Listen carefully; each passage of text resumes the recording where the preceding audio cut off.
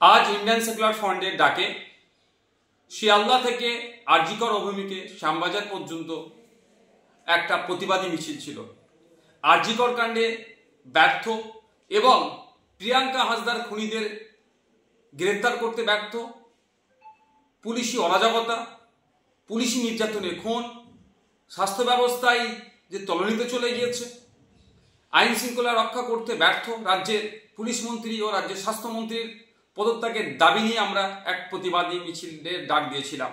কিন্তু সকাল থেকে যেভাবে মুষলধারে কলকাতা শহর এবং শহরের আশপাশে বিভিন্ন জেলাতে বৃষ্টি হচ্ছে, ফলে যোগাযোগ ব্যবস্থা থেকে শুরু করে ট্রেনের যাতায়াতের সমস্যা হয়ে উঠছে, আমরা রাজ্য কমিটির পক্ষ থেকে আমরা বিবেচনা করলাম এই প্রাকৃতিক দুর্যোগের কারণে আমরা আমাদের এই আজকের শিয়ালদা থেকে আরজিকর অভিমুখে যে প্রতিবাদী মিছিলটা ছিল সেটাকে আমরা স্থগিত করলাম। অতি শীঘ্রই পরবর্তী তারিখ আপনাদের জানিয়ে দেওয়া হবে।